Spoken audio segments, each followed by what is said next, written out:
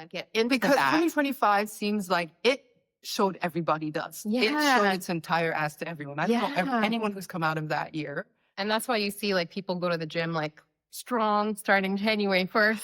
And then after the first week, it's like, oh, I can't do this. The worst month to be in the gym. But I really think I stopped counting after 25. That is for sure. Like I'm locked in at that number for some reason.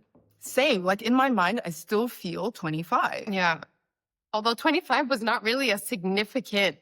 I feel 20s-ish. Yeah. Mid-20s. Yeah. What's quite funny is that if you were to also look back at your 20s, like we're always, if we were to think about like romanticizing how good it was, how different we looked and all that, like we didn't feel that great. It was some shit when you really think about it. Like I just like, I mean, now obviously our bodies have changed post children, all of that. And you're always like, oh, like I wish I still had my body in my 20s, but I hated my body in my 20s, even though I was working out and all that, doing all the right things and eating all the right foods. But it's just still like you weren't sitting in your skin comfortably still. And I think a lot of that has very little to do with the physicality of your body and possibly more with where you were mentally. Hey, Flex Fam. Welcome back to another episode of Flex in the City. I'm Rada. And I'm Lisa. And this is episode... It's probably the backwards. Oh, I don't know. 50. 50. So exciting. So exciting. We are actually going live on Instagram today. In like a minute. So you will see a little segue as we go into that. We expertly edit from this to that footage. We have a lot of tech happening right now. We've got my phone, we've got Lisa's phone, we've got the laptop. We're just missing the sound. The sound. There's like exactly. But we're working on it. Yeah. It's very Hollywood in here. We'll get there. So guys, enjoy. If you didn't sign into the live, here is the recording of it, and enjoy. We're live. Okay. So for those of you who follow me on here and not the Flex page, this is the duo that is Flex in the City. Go follow us now. And for technical reasons, we're on your page today. It's not so technical. We just don't have enough followers on that page to do a live. So we're on this page now, but also because we want people to know a little bit more about just the dimensions that you see on, for example, in this case on my page. Beyond that, there is the podcast, and there is stuff that we think has value, content that has educational value, whether it be data-driven, that will tell you where we source it from, or experience-driven, or opinion. And it's just a lot regarding lifestyle, fitness, holistic health, what you can do if you're coping with difficult social situations like we just spoke about a moment ago, being foreigners in a very unique land that we live in. And so it's a pretty beautiful experience to have that chat with us. So we look forward to you guys joining over there. And I think as we hopefully have more people join, we are going to delve into our episode as well. Should we just do because we don't really do the resolution thing. Which if you have seen previous episodes, we don't. Too much pressure. Yeah, and I think resolutions shouldn't just be for the new year.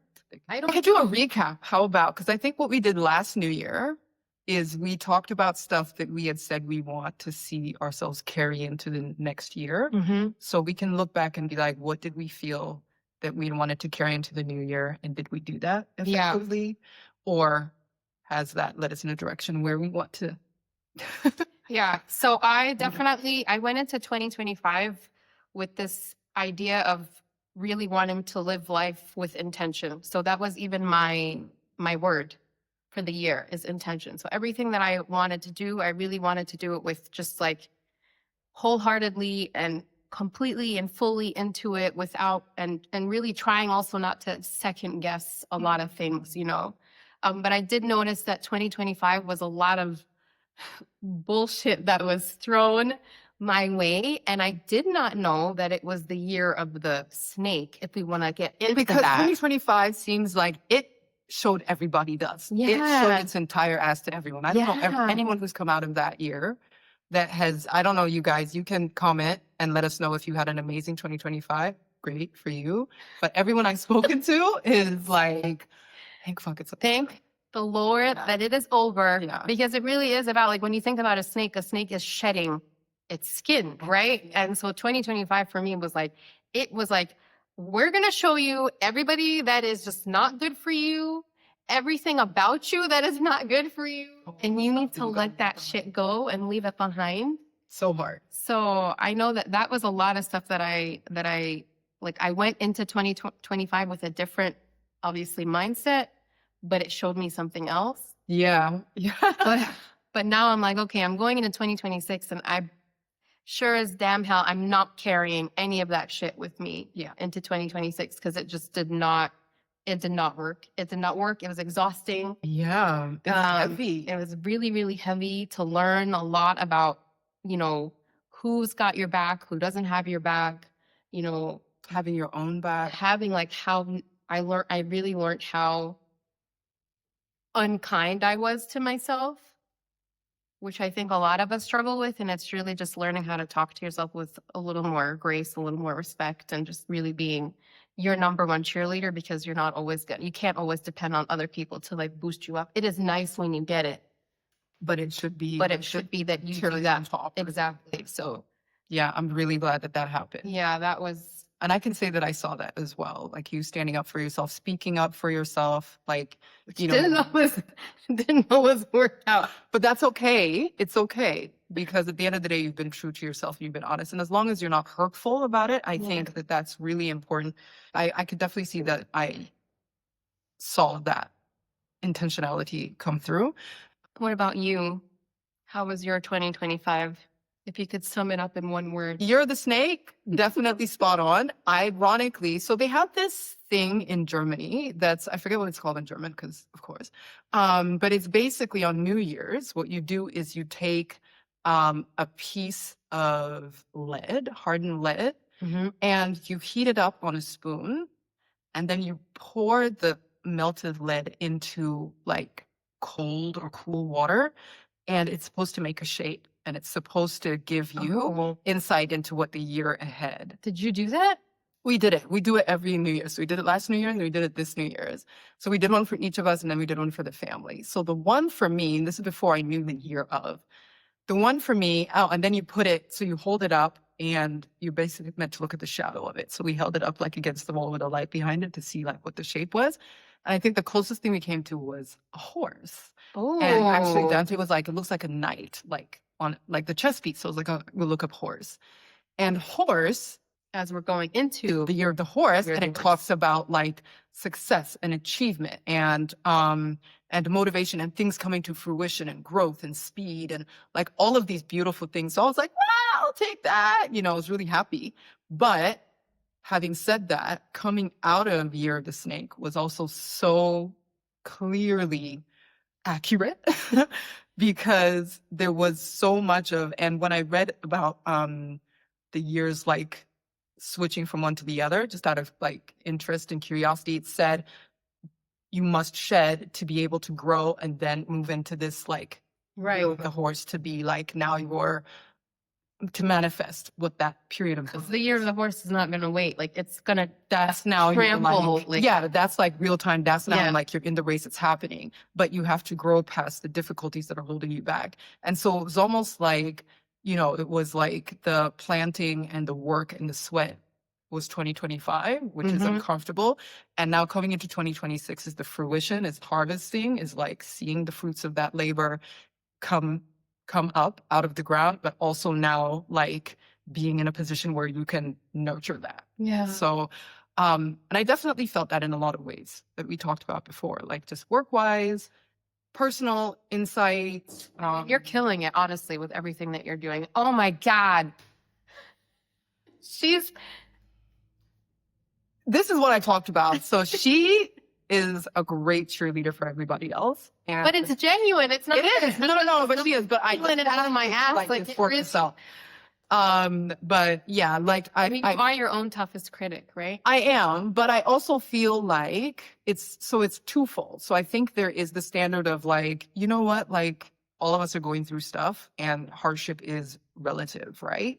So what's really hard for someone might not be that difficult for another person, but you're entitled to whatever you feel Because is it's difficult. subjective, yeah, Right. of course.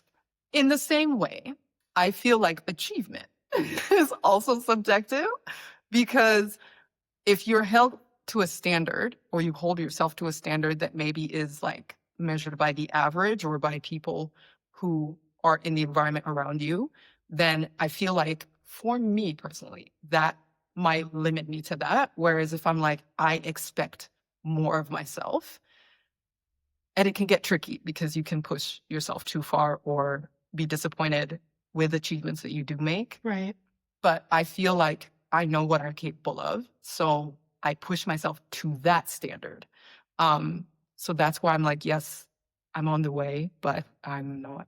And I there can yet. and I can totally understand that. Like that's always like just the way that you view yourself and how you are in life. Like that really is like someone can, for example, tell you, "Oh, you look good," and you're gonna be like, "Nah, that's not how I feel." You know what I mean? Exactly. So it is really, You do but- have to feel it. but as an outsider looking in, like I can tell you, like you're taking all of the right steps to get to those achievements that you've set. You know, you've set the bar really, really That I high. can concede. Yeah. But at yeah. least I like what I would And like you've for been here you. for the journey. Yeah, and what I would like for you is for you to be like, yeah, you know what? Okay, I haven't gotten to where I want to be just yet, but I know that I'm doing I'm moving what in that direction. I need to be doing to get to that point. Yeah, no, And so when definitely. I say you're killing it, like that's literally what I mean. I'm like, you're doing everything that you need to do to get to where you want to be. And at the same time, you're so open that the universe is literally throwing shit your way in a is good way. like You know what I mean? launching bowling balls at my head. It's like, okay, I get it. And you're listening. I am tuned in fully.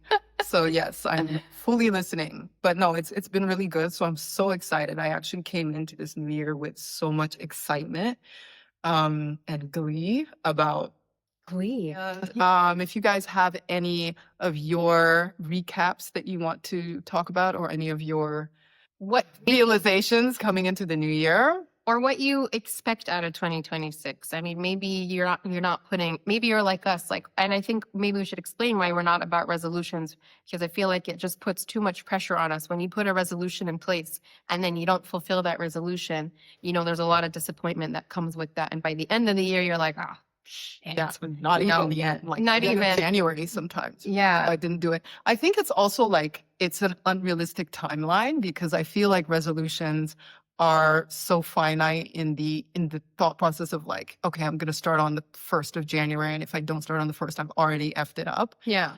Or, you know, if I waste January. Whereas if it's this continuous process of like Sure. growth and betterment and all of these things that are like sort of goals you have for yourself that should be consistently ongoing, then it doesn't really have this end point, start point. It kind of just has it's a process. So it means there'll be days that you have less motivation. There'll be days where you kind of fall off the wagon and you get back on, but it is an ongoing journey. So yeah, whereas I think resolutions are like, oh my God, I missed a day. I'm done. That's it. I failed. And that's why you see like people go to the gym like strong starting January 1st. And then after the first Literally week, it's like, oh, I The can't do this. worst month to be in the gym. I'm done. But that's when they see us like a spike in I know. membership. That's why I don't like to go during that period of time because it's the resolutionaries who are in there and you're like, February. You're looking at someone, you're on the treadmill, and be like, you're not going to be here in a couple of weeks. I know you're not going to. Some people you're like, you're out of here after today. That's the end of that journey. But yeah, like we said, to each their own. But it's just interesting to sort of, come into the new year. And it was very funny for me to read about how everyone has literally talked crap about 2025. It Like, was I think it was a shit year on all levels, whether it's Yeah. personal, political, like global. Like it was just Just everything. Ugh. you know, and we really can't get into politics on here, but you know, We can, but we choose. we choose not to. I had my residency appointment yesterday. Yeah. And I really thought, I was like, I wonder if they're going to want me to stay in Germany. Because if you see my personal account and like all the watermelon love that I showed. Yeah, and a lot of It's the like, I really thought activism. I really thought I was gonna, and because I also post like I'll go to demonstrations here, and I post about that. So I really thought I was gonna walk into the appointment and they're gonna be like, "Oh, We don't need to hear it. we've been waiting for you. Here are your deportation papers." Don't worry about the application. Here's the door. That's irrelevant now. And I kind of was hoping they would do that. They didn't. They're like, "Okay, Not hoping. come back. You'll get your card. Your out like your ID card in a couple of weeks." I was like, In a couple of weeks. I really was ready for a fight. Oh gosh, I stayed ready for a fight, but that's also another conversation. But so yeah, that's also just another like stressor. I know there's some people that I connect with more recently who are also in our same situation, like living in Europe, but are migrants and just trying to navigate. And we talk about it a lot on the podcast as well. I did not think it was going to be that hard. Yeah. Honestly, I don't know why I thought. I mean, like you lived in the U.S. for quite some time. I grew up in the U.S. as well, and I just thought, like, if I survived the U.S., like Europe's going to be a breeze, But looking back, we survived the US at a far easier time, I feel. It was the golden, I don't know, like but the the golden golden era, age. I guess, or golden age. Good old days. I don't think I would survive it now. No, But definitely the point you made is true. We have survived living outside of our home countries, and in some ways having to sort of build lives for ourselves and for our families. yeah. So you kind of feel like this, like a little bit of pomposity, like, I got this. What? And then Germany said, hold my beer. Let me show you my entire ass. That was me that was over by far. the winter holiday where it's like everyone's with their families and celebrating and friends and all of that. And we're just in our little house like, It's just does anyone want to have us over? I think it's easier to survive horrors in some seasons when one is a spring chicken. Yes. We're in our 40s, guys. Like it's not as okay. You done told everybody, but yeah, it's fine.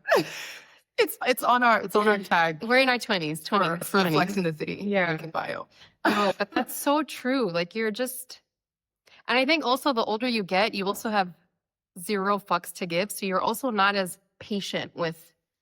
Yeah, because you're not like, I mean, when you're younger, you're like open to everything and you're more, I think, malleable. You're more adjustable. Yeah, just like we say, like kids are more resilient. Like when So we're moving, like resilient. you literally feel that as you're even in your 20s, you feel that. You know, even the 30s versus Yeah. the 40s, you're Yeah. more like, okay, maybe I can like alter myself to fit into this. Whereas Yeah. like now you're like, listen, this is who I am.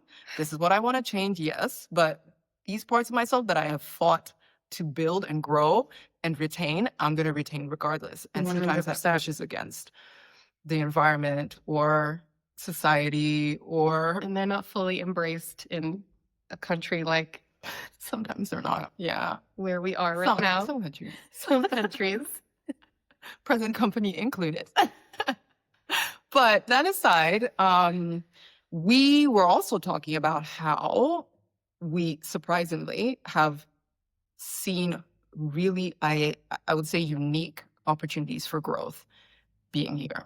Stuff Yeah. that wouldn't have gotten anywhere else. You know, like we're always analyzing why is it that we ended up in Germany, in Deutschland, you know?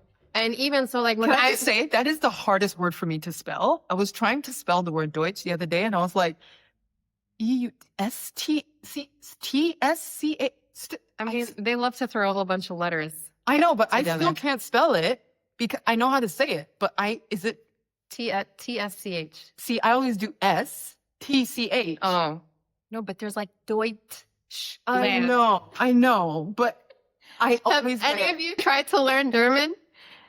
You'll feel our pain. Oh, sorry. No, it's okay. Probably bring your elbow more because my knee is. Oh man. Right. No, But yeah, German is like, it's a beast on its own, the language. it is. Yeah. It is. It's extremely hard. Yeah. But we were saying like the reasons for why we ended up here and I know now I can say that, but like me, like I'll do you, for example. Like you had to come to Germany because there's so many things that have happened while you were here. I had to. Damn. There's a reason for why you're here, you know? And it's revealing itself. And it's revealing itself. Yeah, for sure. Beyond just like what I made the decision for, which was, okay, like there's, opportunities that I think would be great for my family, etc. Beyond that, things that I could have never anticipated, things I didn't know Germany had to offer until I was actually immersed in it. Yeah. So yeah, you're absolutely right. There's a reason for that. For example, I remember when I first left Jordan, back in 2019, I have a friend who literally said, "You're going to Germany, reinvent yourself." Oh. So I always, I think of that always. And it's like, you go to a new country. Okay, this country has not been very kind, has not been very easy for an Arab.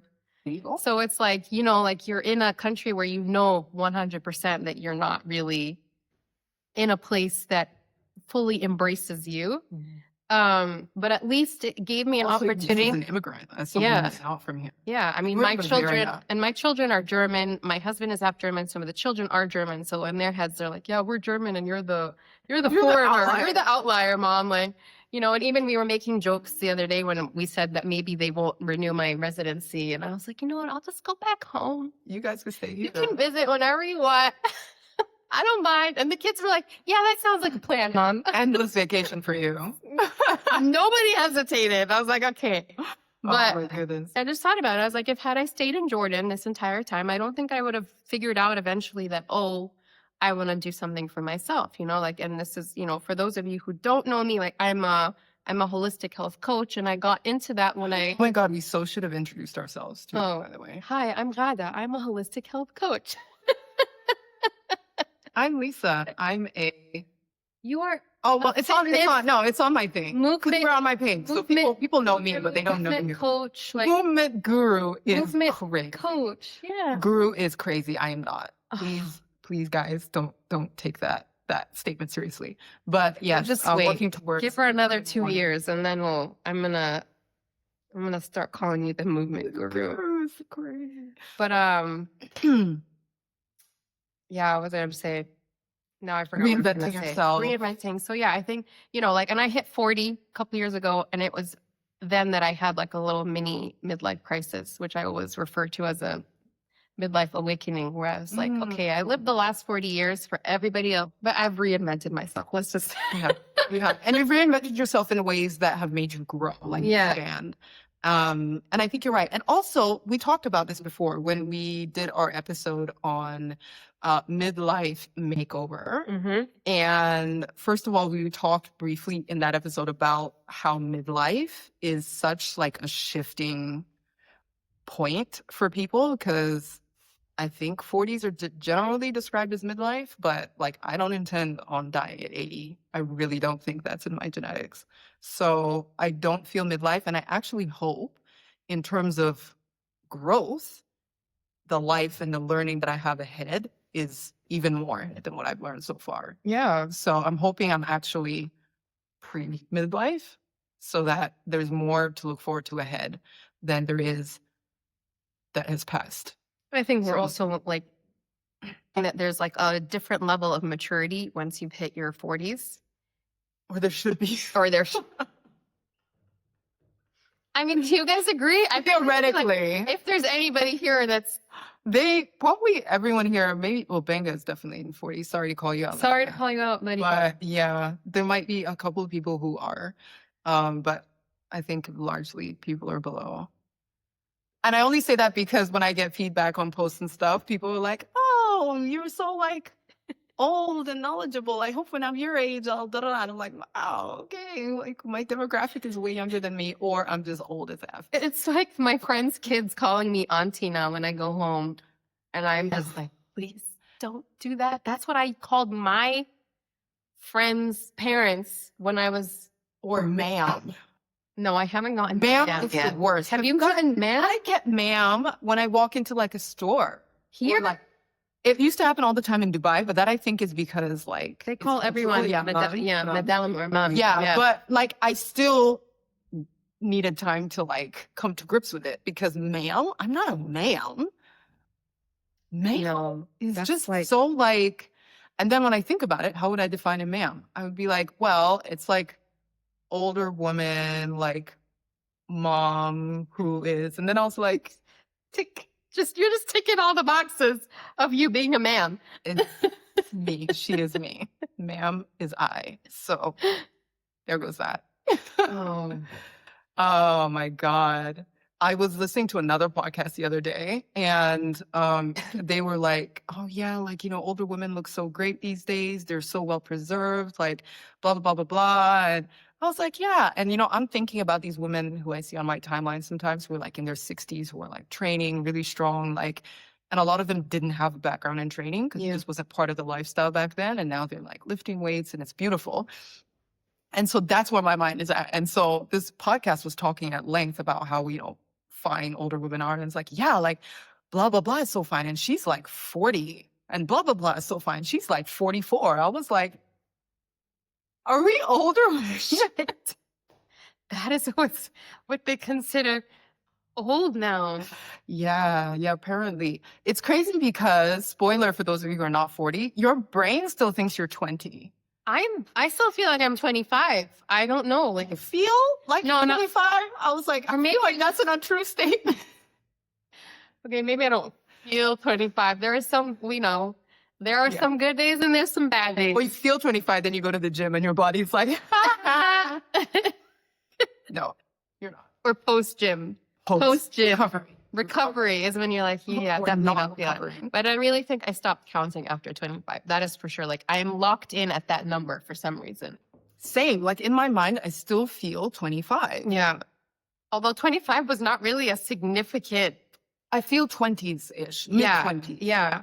And I feel like the energy that I started to have at that time, not in terms of energy, like strength to do things, because that's reduced, but the like that vibe. Like the that, go-getter, like, yeah. I'm done with And that's college, sort of, and I've got my yeah. first job, and I'm gonna like kick ass. Like, And just sort of like, yeah, like that's psychological self-view that you have of yourself. yeah, Self-view that you have of yourself.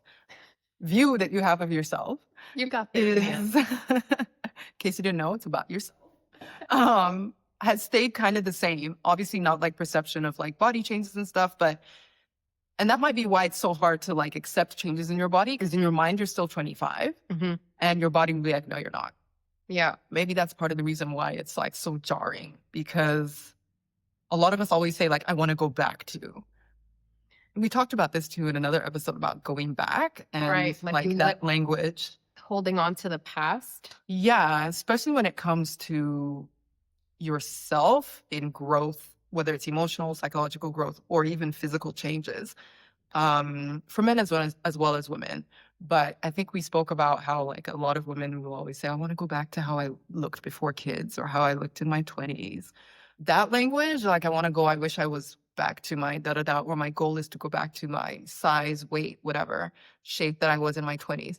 Like, someone said to me a few years back, and it stuck with me. She said, you're never going to be the same as you once were. You're either going to be better or worse.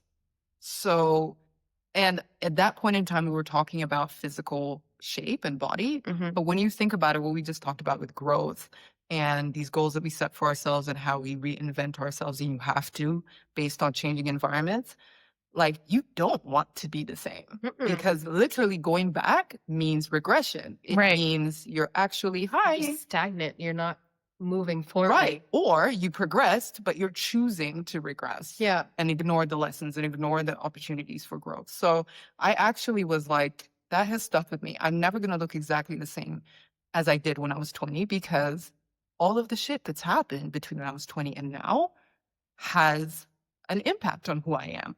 Psychologically, physically, mentally, psychologically, spiritually, Yeah. emotionally. And that's a good thing if I choose to allow it to let me grow into the person I'm meant to be. So I would encourage people to take that part or that language out of their how we feel. vocabulary. Certainly Yeah. when it comes to resolutions and stuff, saying, oh, I want to go back to this and that. Just You know what's quite away. funny is that if you were to also look back at your 20s, like we're always, if we were to think Romanticizing. about like romanticizing how good it was, how different we looked and all that, like we didn't feel that great.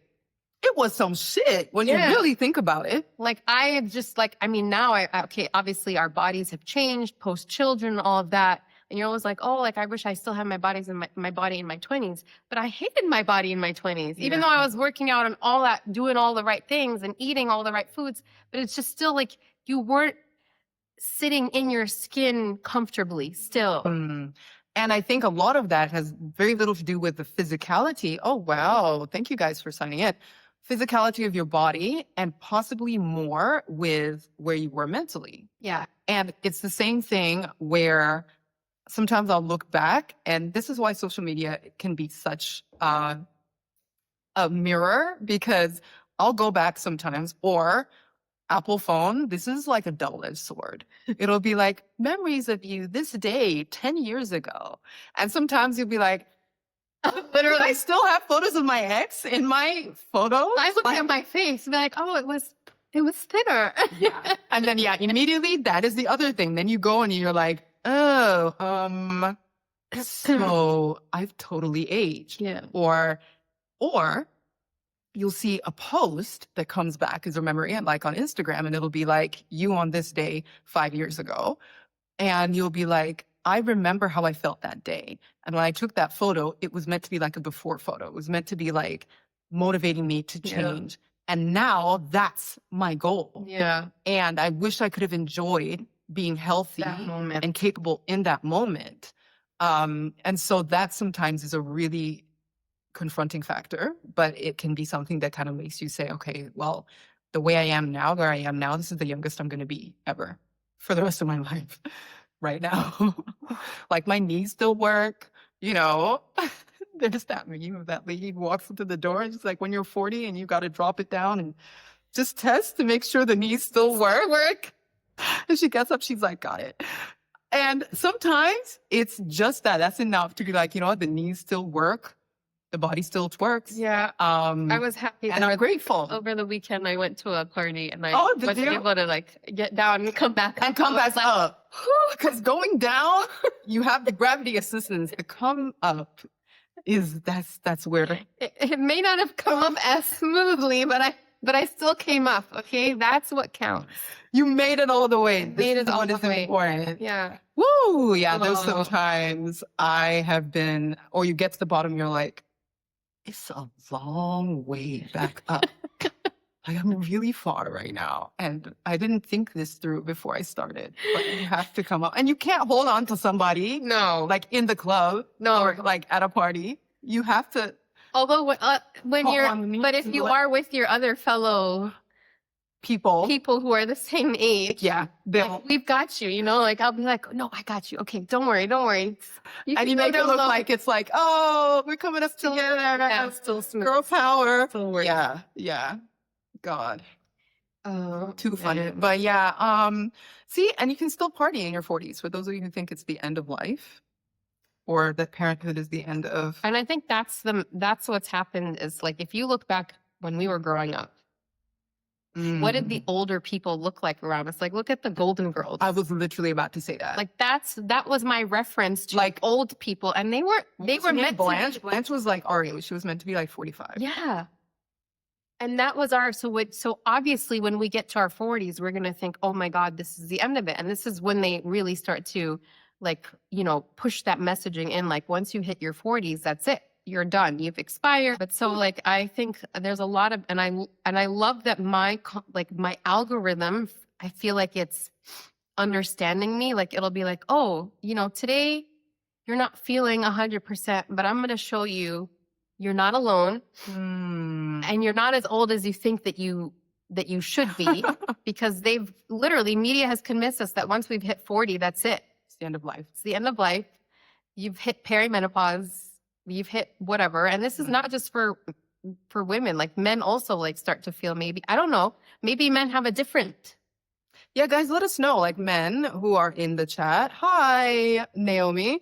Men who are in the chat, or women who have heard this from men. Like, Do you guys feel, that's okay, I'll hold down the fort. Do you guys feel that there is a like pressure? I know men don't have the same pressures for aging, but as a man, do you feel sort of like, oh, you know, I'm not looking like I did in my 20s. I'm not attracting the same type of women. I don't feel the same kind of confidence that I might have before. Or you go to the gym and you're like, and you look at sort of the young guys lifting and you're like, damn, I'm old. I don't know. I'm sure men do it. I'm curious. But I do think the pressures, they're different, but they are certainly there. There's for men. something there. Yeah. And I think men go through certain things as well that they might not have as many resources as we do as women nowadays. But I feel like they have different, but they don't have as many avenues maybe to express it, but also to like talk with Vocabulary even. Yeah, yeah. And I think like, you know, that must be also quite difficult. So yeah, it's odd to feel different in your body, and that's normal. Yeah. That's unsettling sometimes, but then you get to a point, hopefully, where you can embrace that and say, okay, yes, this is different. This is a change. Perimenopause, as you said, is like a whole box full of like all of the bells and whistles of everything you could possibly feel. And it's like, it could be 2 years or 10 years. Good luck. And so you go through all of these things. And if you are really well connected with who you are in your body and yourself and your psyche, it's easy to see what's falling outside of the norm. Right. And then you can be like, okay, I just feel like this now because it's part of the process. And you move through it because the only way, the obstacle is the way. Move through it, but you have a sense of peace about it.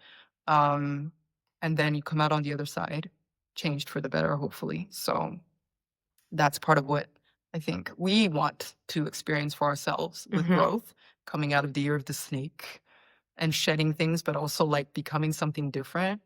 Shedding the old skin is also like the reason that they do it is because they've outgrown it.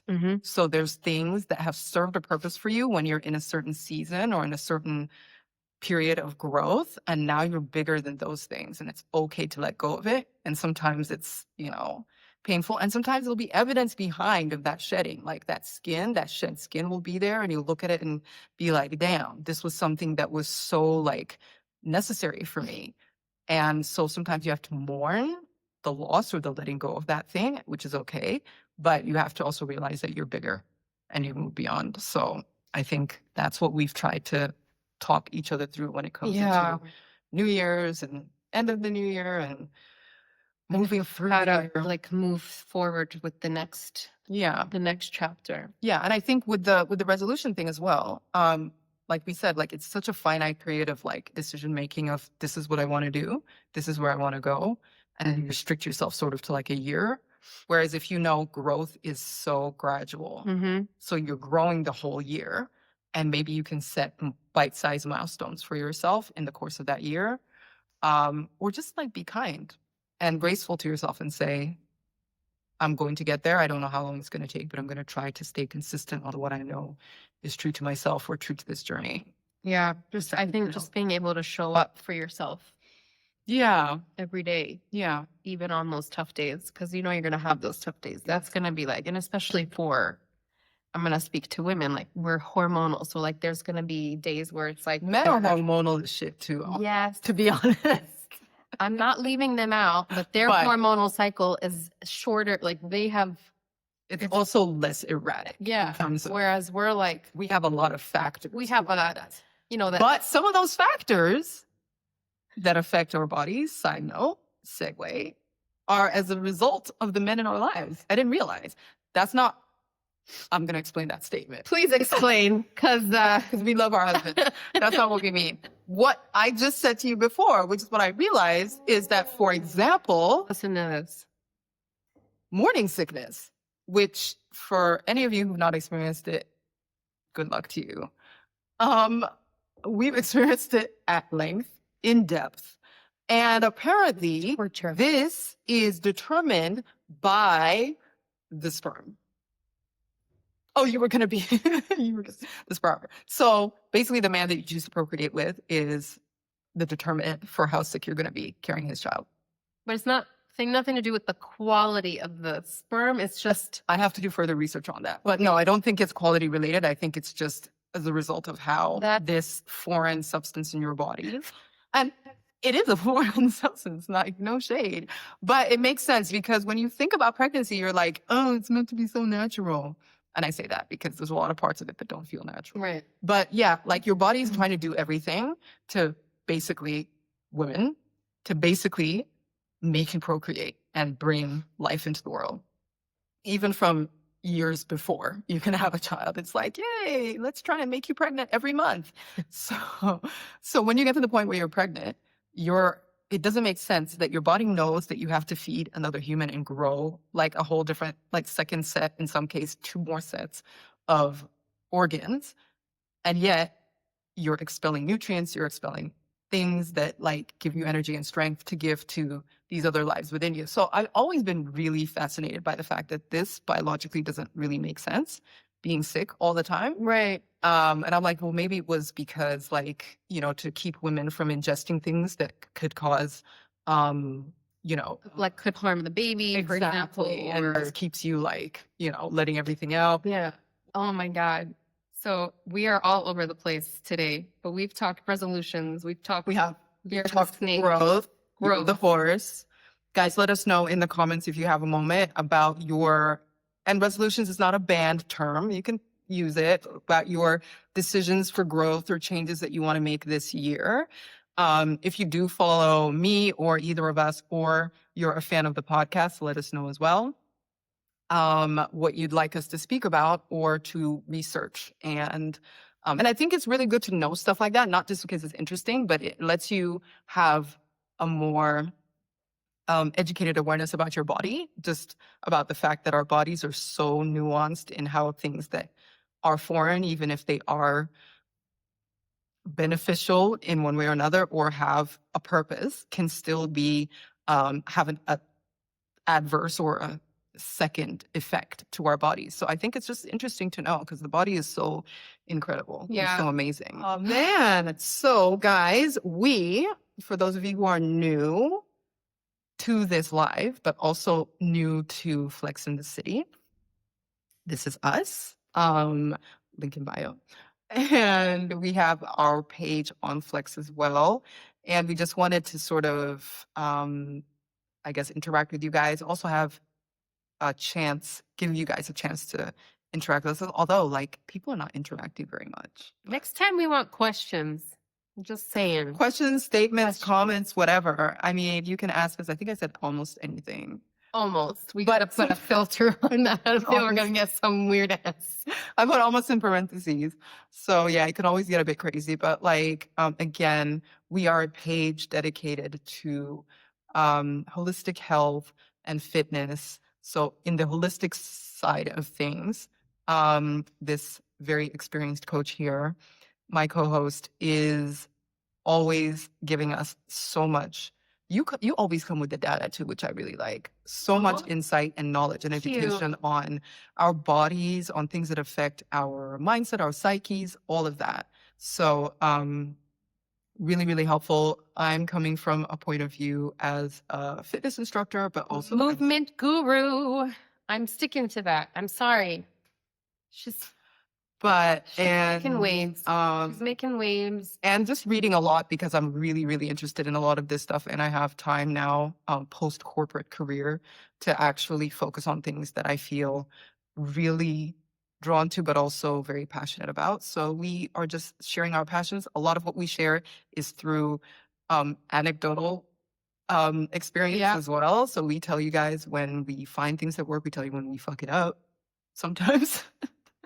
And we try to keep it as real as possible. So definitely tune in if you don't already. And and that's just a little bit about us. So I think we can wrap it up here and say thank you to everyone that has tuned in today.